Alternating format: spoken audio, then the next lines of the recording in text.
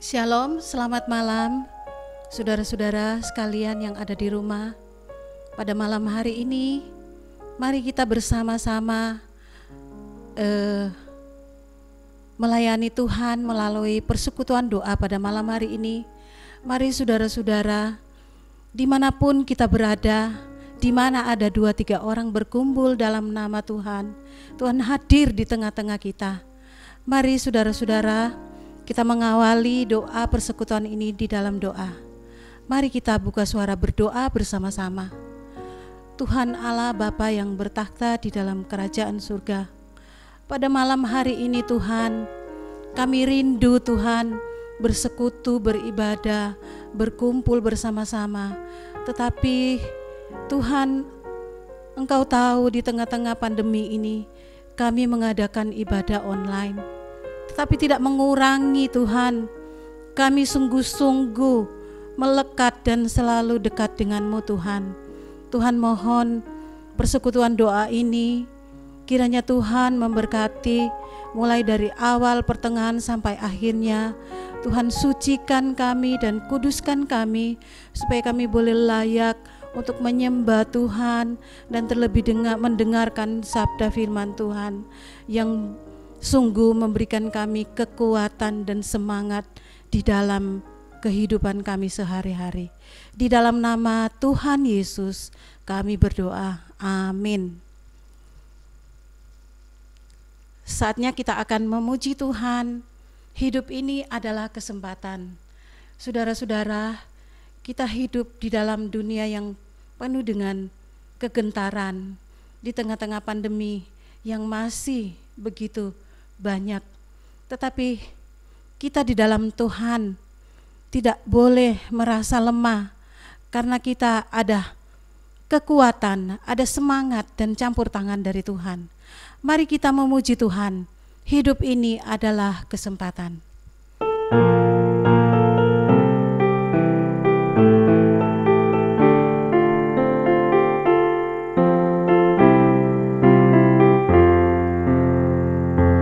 Hidup ini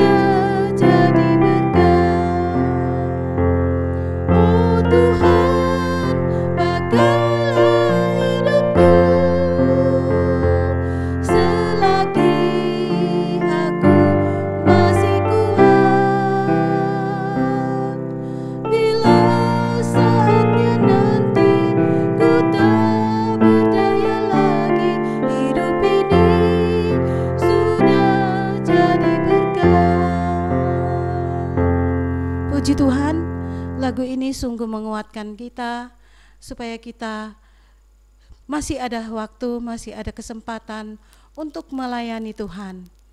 Mari sebelum kita akan masuk di dalam pokok-pokok doa, mari kita memuji Tuhan. PPR nomor 160, PPR depan, inilah saat berdoa.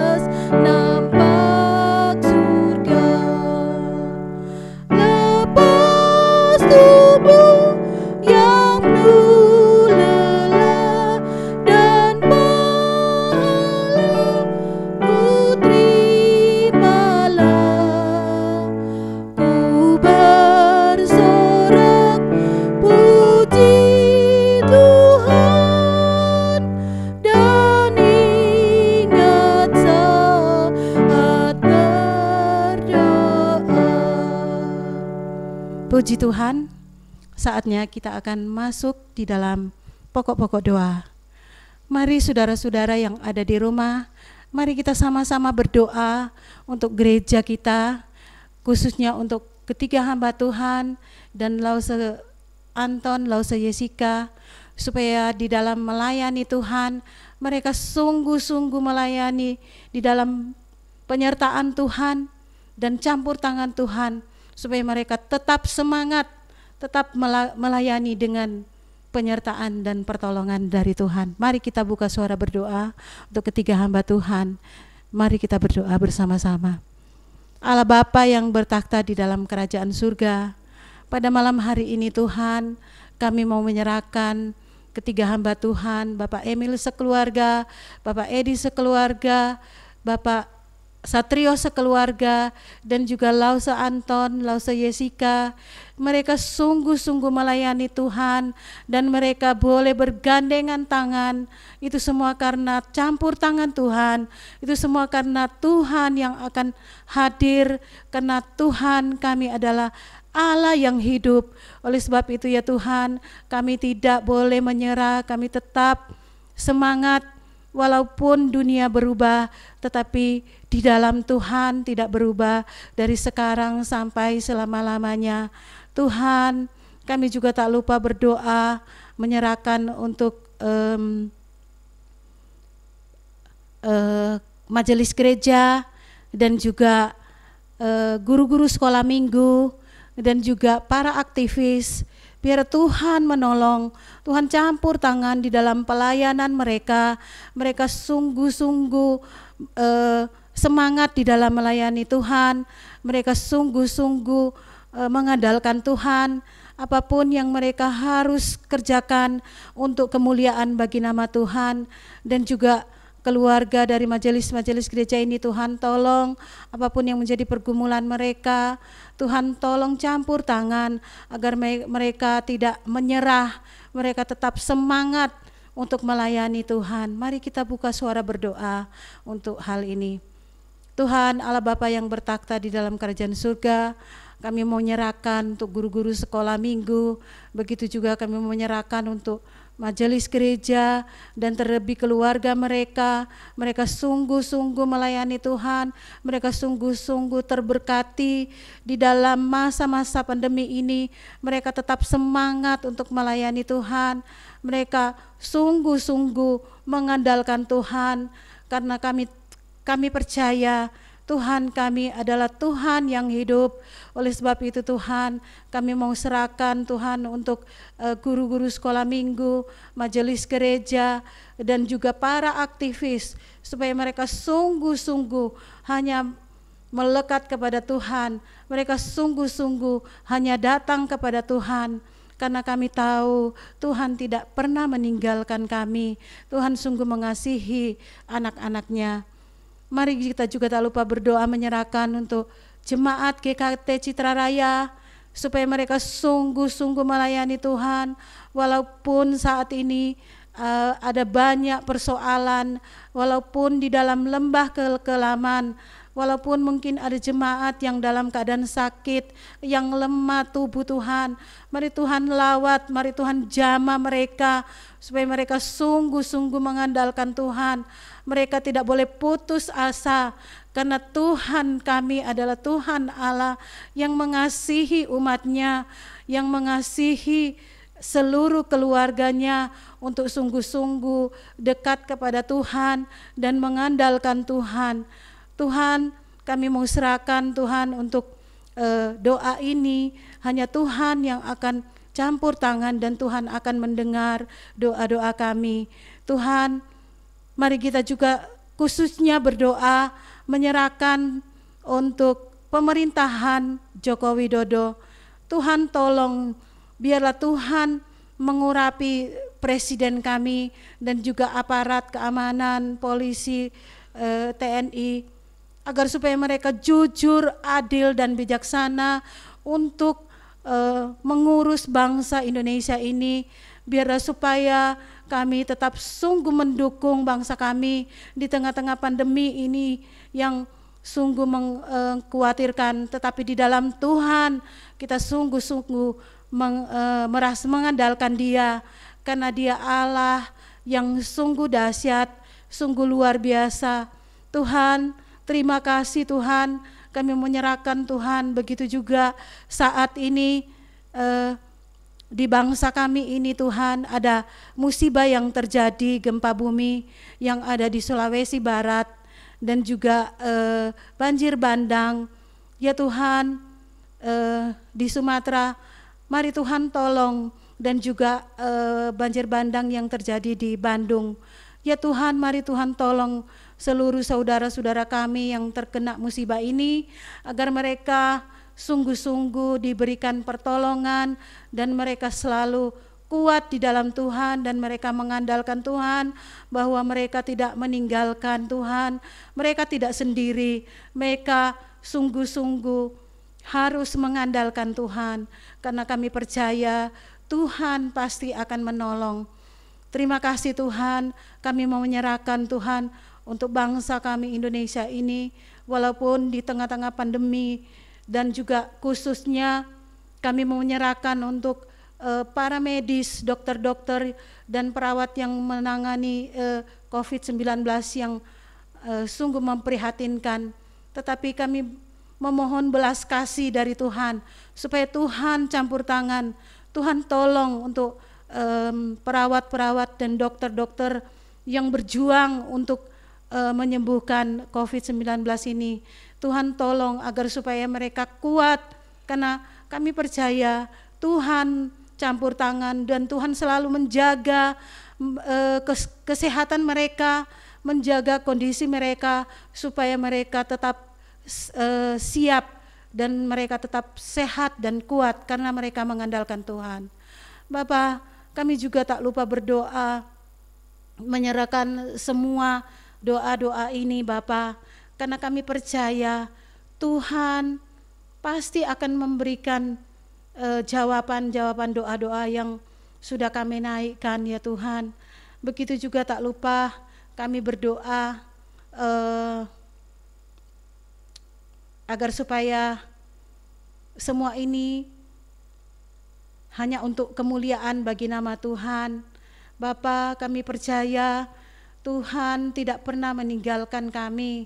Tuhan tidak pernah mengecewakan anak-anak-Mu. Dan juga tak lupa hamba-hamba Tuhan yang melayani di gereja masing-masing, dimanapun mereka berada. Saya percaya Tuhan pasti akan campur tangan, Tuhan pasti akan menolong, walaupun secara online, tetapi kami sungguh-sungguh kuat di dalam Tuhan. Kami tidak patah semangat, tetapi kami sungguh-sungguh lebih lagi dan lebih lagi mengandalkan Tuhan, karena kami percaya Allah kami adalah Allah Immanuel. Tuhan beserta kami semua. Tuhan, terima kasih Tuhan, terima kasih. Inilah doa kami yang kami naikkan kepadamu ya Tuhan. Semuanya di dalam nama Tuhan Yesus kami berdoa dan bersyukur. Amin. Sebelum kita akan mendengarkan firman Tuhan, mari kita memuji Tuhan. PPR nomor 247, Ku Suka Mengabarkan Injil.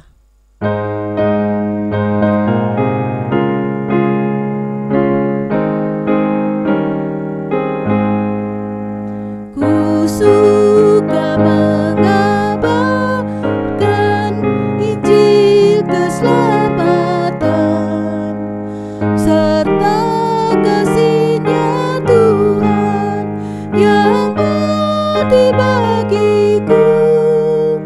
Ku suka mengabarkan Injil yang berkuasa, yang memberikan selamat pada manusia.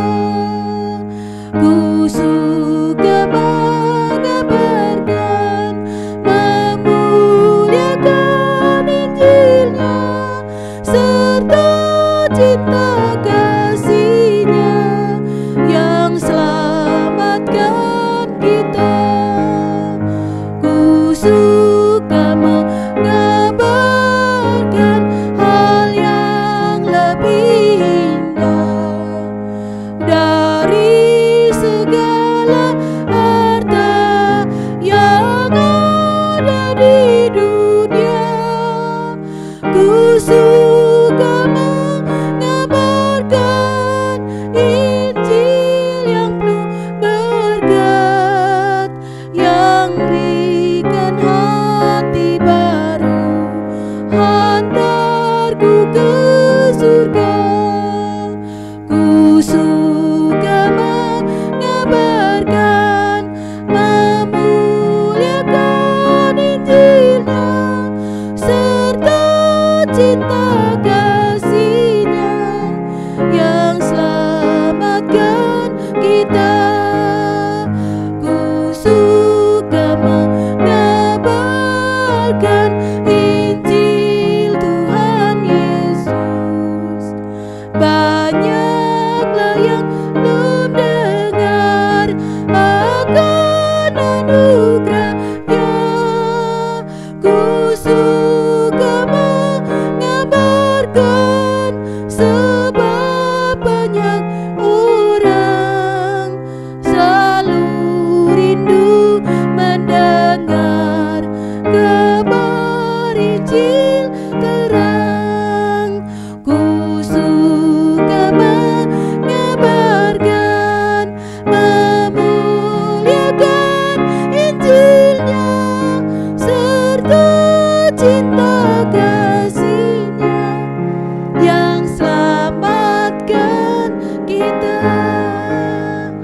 Selamat malam Bapak Ibu Saudaraku yang terkasih dalam Tuhan.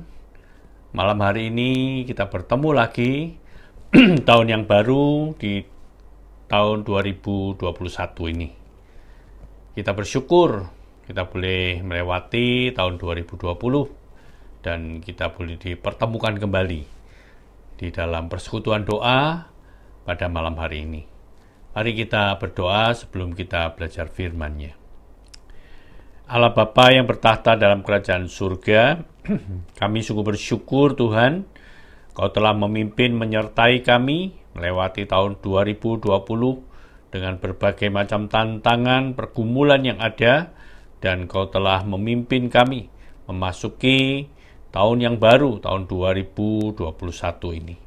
Sebentar kami akan belajar firman-Mu, kiranya Engkau sendiri yang akan memberikan pencerahan kepada setiap kami, sehingga kami bukan sekedar tahu tentang firman Tuhan, tapi kami boleh menjadikan firman sebagai pelita dan terang di dalam jalan kehidupan kami. Di dalam nama Tuhan kami Yesus Kristus kami berdoa. Amin. Nah Bapak Ibu Saudaraku yang terkasih dalam Tuhan, ketika kita memasuki tahun yang baru, tahun 2021 ini, tentu setiap kita juga punya optimisme masing-masing. Setiap kita mungkin merasa kita punya harapan-harapan baru. Apalagi setelah kita melewati tahun 2020 dengan berbagai macam pergumulan dan tantangan yang ada. Dengan merebaknya pandemi COVID-19 ini bukan saja di kota Surabaya kita, tapi juga di Indonesia bahkan di seluruh dunia. Nah, memasuki tahun 2021, kita berharap tahun ini bisa menjadi tahun yang lebih baik daripada tahun 2020 kemarin. Tetapi ketika kita baru menginjak beberapa hari memasuki tahun 2021, kita sudah mendapatkan berita tentang sebuah bencana, yaitu jatuhnya pesawat Sriwijaya Air yang menewaskan seluruh penumpang dan juga kru pesawat ini. Belum selesai pencarian korban dan sebagainya, begitu banyak berita-berita tentang bencana alam yang kita dapatkan, kita dengarkan, yaitu melalui televisi, kita baca di surat kabar dan sebagainya. Sehingga akhir-akhir ini banyak orang bertanya, mengapa kita ini harus menghadapi bencana yang begitu banyak? 3 minggu pertama dari bulan Januari ini, itu saya lihat di surat kabar, katakan di Indonesia saja itu sudah terjadi 154 bencana, baik itu bencana alam, pesawat jatuh, dan macam-macam, ya. Belum sampai hari ini ketika kita menginjak minggu keempat, hari ke-27, masih lebih banyak lagi sudah yang terjadi. Nah Bapak Ibu Saudara yang terkasih dalam Tuhan, dalam hati saya juga tanya-tanya, apa begitu banyaknya bencana-bencana yang terjadi di Indonesia ini. Bukan saja pesawat yang jatuh, tapi juga ada banjir bandang, ya. Kemudian ada tanah longsor, juga ada gempa bumi, erupsi, gunung-gunung berapi, ada gunung Merapi, gunung Semeru, gunung Raung, ya. Dan gempa bumi yang sangat dahsyat terjadi di Kalimantan Selatan, kemudian juga di daerah-daerah timur, ya. Dan beberapa daerah yang lain juga mengalami gempa-gempa yang cukup kuat. Nah, di tengah-tengah situasi seperti ini, banyak orang bertanya-tanya juga. Di tengah-tengah kebingungan seperti itulah, saya mendengarkan sebuah lagu yang diputar oleh radio swasta di Surabaya ini. Nah, coba kita dengar sedikit cuplikan daripada lagu ini. Sesampainya di laut, ku kabarkan semuanya kepada karang, kepada ombak, kepada matahari. Tetapi semua diam, tetapi semua bisu. Tinggal aku sendiri, terpaku menatap langit. Barangkali di sana ada jawabnya, mengapa di tanahku terjadi bencana.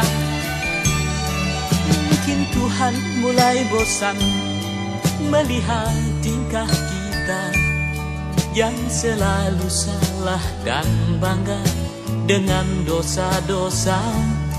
Atau alam mulai enggan bersahabat dengan kita. Coba kita bertanya pada rumput yang bergoyang. Nah, kita sudah mendengarkan cuplikan lagu ini ya.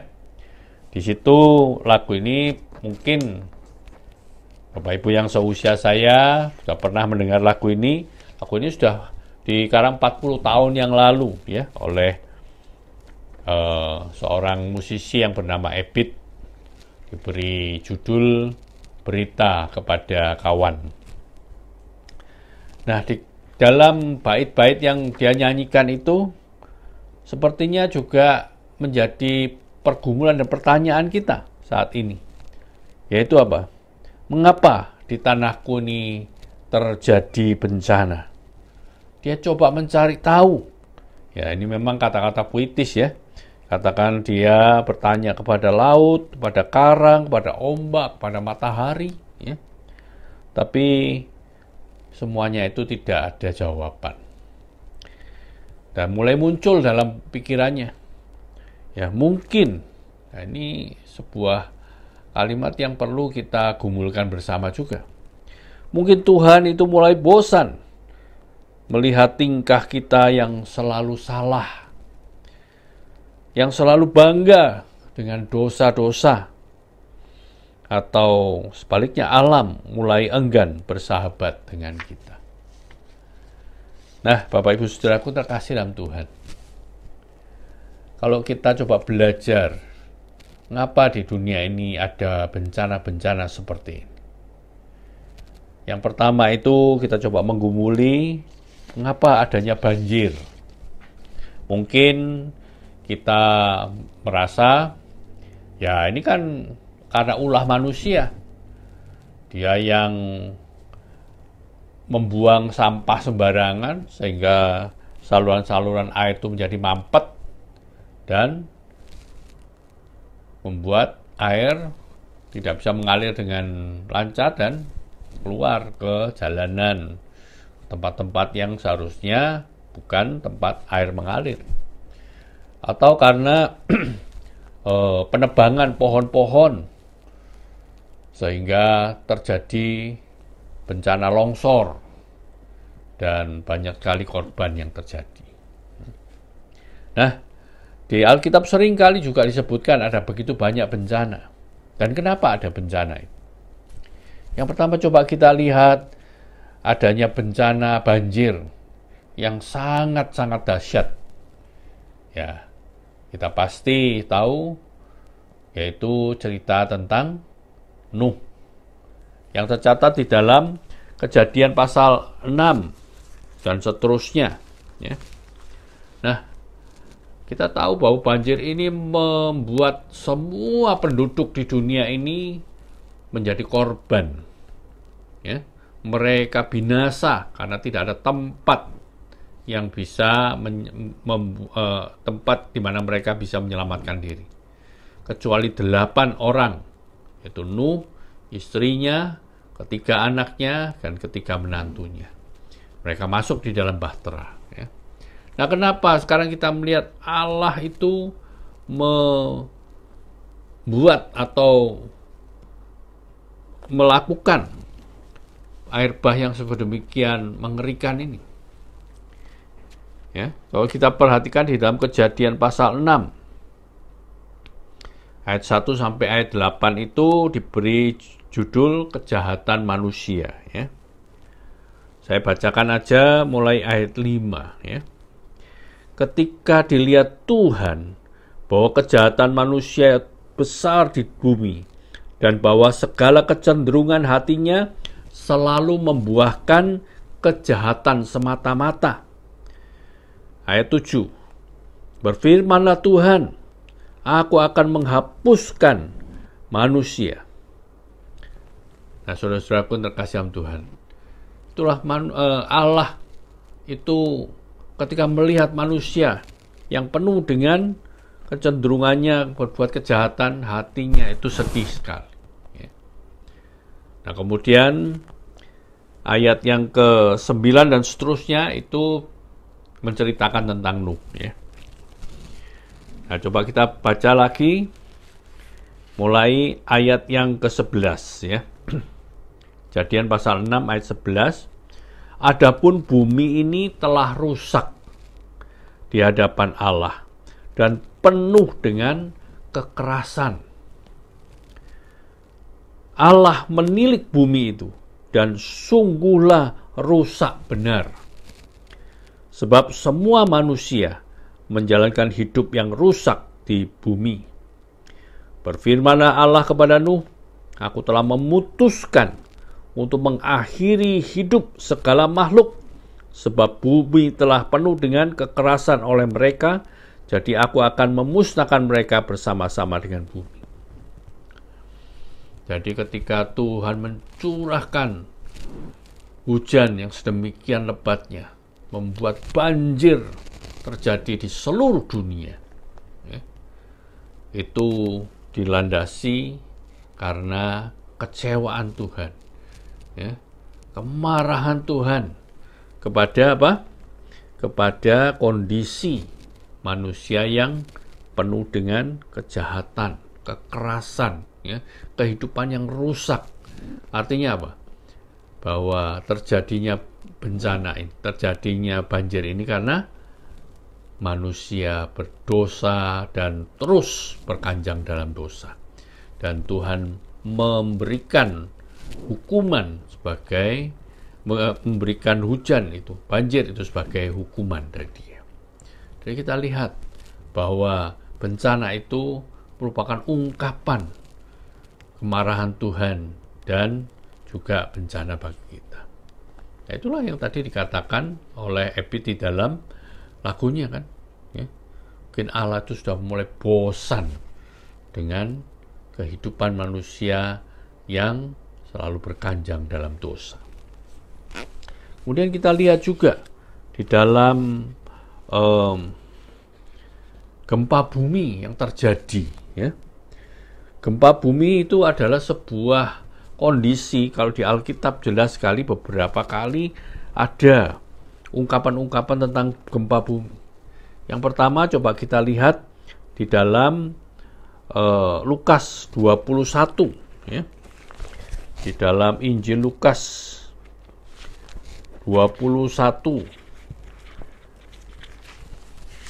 Nah, ini sebetulnya berbicara, Tuhan Yesus berbicara tentang akhir zaman, ya. Kalau kita lihat mulai ayat 8, ya. Lukas 21 ayat 8, di situ Tuhan Yesus mengatakan bahwa waspadalah supaya kamu jangan disesatkan, sebab banyak orang akan datang dengan memakai namaku dan berkata akulah dia dan seterusnya, ya. Nah, kita lihat sekarang secara khusus ayat 11-nya, ya. Dan akan terjadi gempa bumi yang dahsyat, dan di berbagai tempat akan ada penyakit sampar dan kelaparan, dan akan terjadi juga hal-hal yang mengejutkan dan tanda-tanda yang dahsyat dari bumi. Itu jelas katakan gempa bumi yang dahsyat dan yang belum pernah terjadi sebelumnya. Juga di dalam kitab Wahyu pasal 6 ayat 12. Ini berbicara tentang masa-masa akhir zaman, penglihatan kepada Yohanes yang ada di Pulau Patmos. Ya. Wahyu 6:12 katakan, maka aku melihat ketika anak domba itu membuka metra yang keenam, sesungguhnya terjadilah gempa bumi yang dahsyat dan matahari menjadi hitam bagaikan karung rambut dan bulan menjadi merah seluruhnya bagaikan darah. Artinya bahwa gempa bumi itu adalah sebuah hukuman, juga sebuah ungkapan rasa kecewa atau marah daripada Allah, di mana akhir zaman itu juga akan terjadi begitu banyak. Dan kita bisa lihat di dalam kehidupan kita sekarang, ya. Dalam beberapa hari kita terus mendengar bencana-bencana, terjadi gempa bumi di sana, di sini, ya. Di luar pulau, di Pulau Jawa juga begitu banyak sekali yang terjadi. Nah, tentunya ini merupakan sebuah hal yang perlu kita renungkan sungguh-sungguh, ya. Apakah benar kondisi sekarang ini adalah kondisi akhir zaman? Kondisi yang dimana syarat dengan begitu banyak kekerasan, dosa-dosa manusia. Bahkan beberapa tahun yang lalu, ya, khususnya tahun 2018, ya, bulan Oktober, ya, 2 tahun sekian bulan yang lalu, terjadi gempa yang sangat dahsyat sekali di kota Palu di Sulawesi.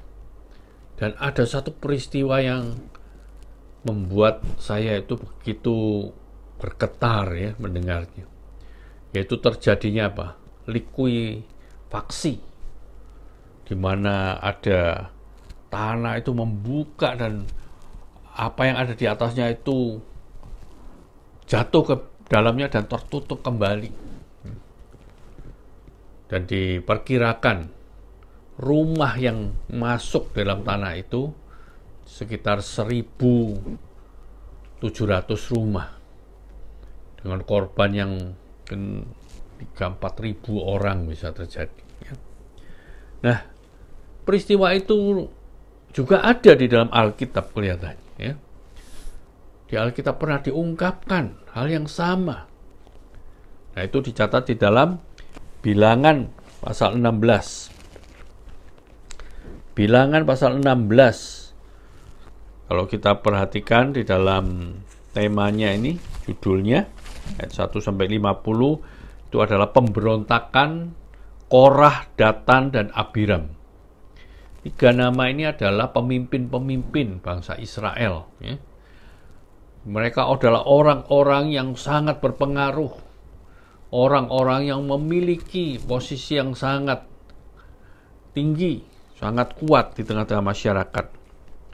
Nah, mereka ini mempertanyakan Musa sebagai pemimpin mereka. Loh, kok hanya kamu yang boleh menjadi pemimpin? Apakah kami ini tidak layak menjadi pemimpin? Ya, lain kata bahwa mereka ingin mengatakan, loh, saya juga bisa jadi pemimpin.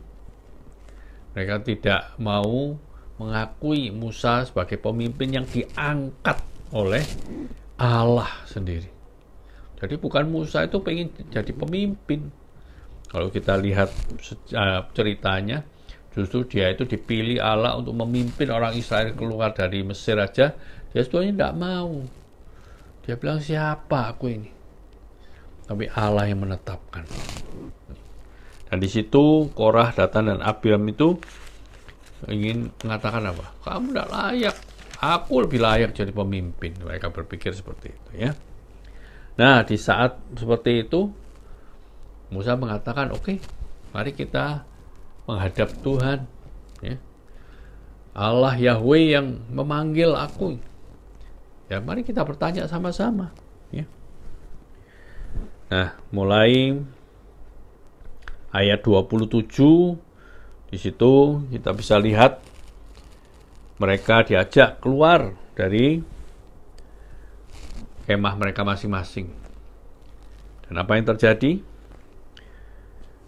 Ayat 30, ya, Bilangan 16 ayat 30.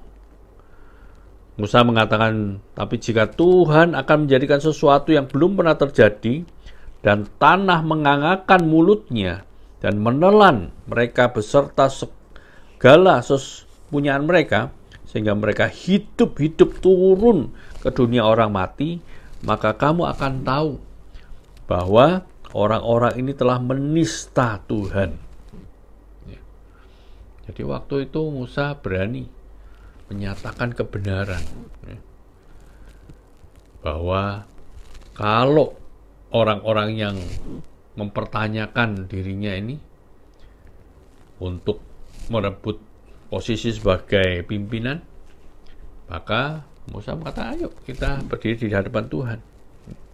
Ayat 31, baru saja ia selesai mengucapkan segala perkataan itu, maksudnya Musa baru mengucapkan perkataan itu, maka terbelahlah tanah yang di bawah mereka, dan bumi membuka mulutnya, dan menelan mereka dengan seisi rumahnya, dan dengan semua orang yang ada pada Korah, dan dengan segala harta milik mereka, dan seterusnya.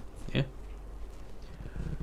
Nah, tentu bencana seperti ini bukan karena sesuatu yang biasa-biasa, tapi adanya orang yang mau menentang pemimpinnya. Lebih daripada itu, mereka dikatakan mereka menista Allah sendiri. Saya tidak ingin mengatakan bahwa orang yang mengalami likuifaksi ini di Palu adalah orang-orang yang seperti itu, ya. Saya tidak berani menghakimi seperti ini. Tapi kondisi seperti ini pasti kondisi yang sangat mengerikan, kondisi yang sangat menakutkan buat kita. Dan itu terjadi di dalam Alkitab. Hal ini terjadi karena apa? Karena adanya orang-orang yang tidak mau merendahkan dirinya di hadapan Allah. Nah, saudara-saudaraku yang terkasih dalam Tuhan, kita boleh melihat bahwa banyaknya bencana. Di satu sisi, memang mungkin karena Tuhan sudah marah. Tuhan sudah tidak lagi bisa mentolerir dosa-dosa manusia. Tapi di sisi yang lain, coba kita lihat, ya. Mungkin melalui bencana-bencana ini, kita diingatkan kembali betapa kita adalah manusia-manusia yang lemah. Manusia-manusia membutuhkan Tuhan.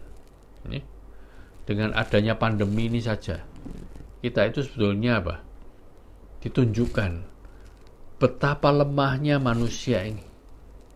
Hanya dengan virus-virus yang sangat kecil sekali, yang sebenarnya bisa dieliminir, bisa hilangkan hanya dengan mencuci tangan, pakai sabun, ya, dengan memakai masker, sebetulnya sudah bisa dihambat.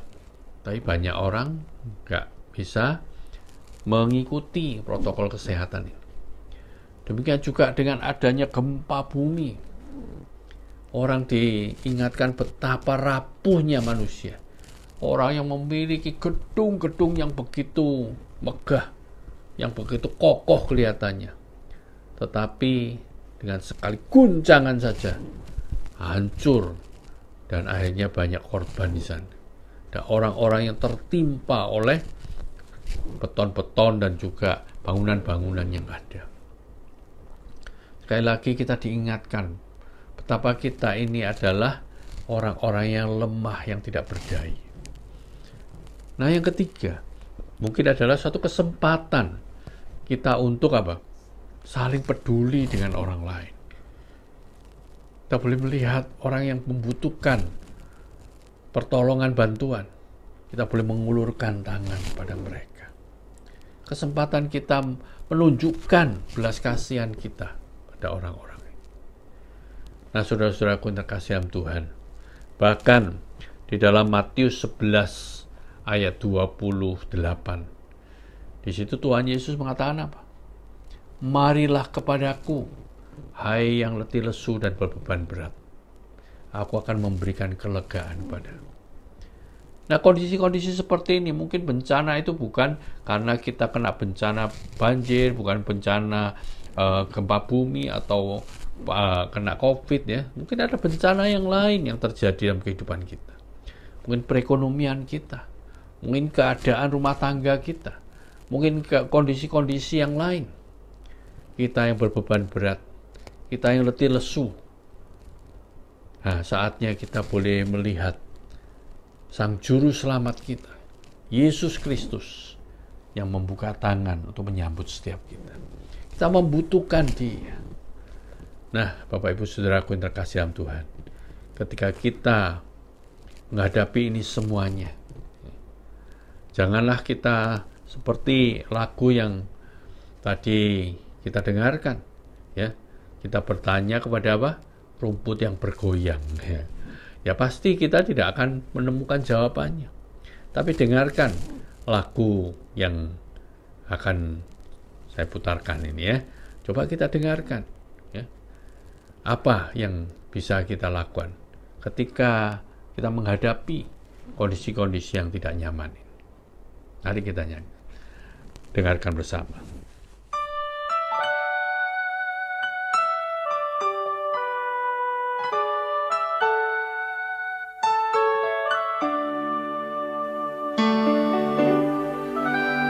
Aku tahu kan hari esok, namun langkahku tegap. Bukan surya ku harapkan, karena surya kan lenyap. Oh, tiada ku gelisah akan masa menjelang. Ku berjalan serta Yesus, maka hatiku tenang.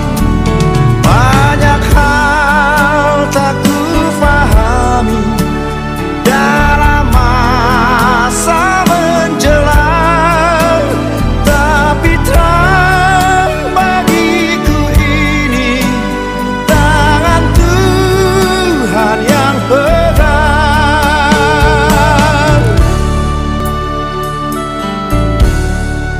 Takut tahu kan hari esok, mungkin langit kan gelap, tapi Dia yang berkasihan melindungiku tetap.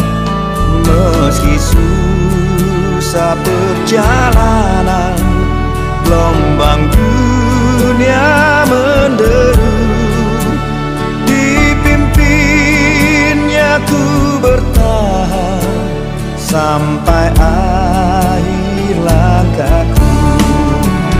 Banyak hal tak ku fahami dalam masa menjelang, tapi terang bagiku ini tangan Tuhan yang pegang. Banyak hal tak ku fahami dalam masa menjelang, tapi terang bagiku ini tangan Tuhan yang pegang.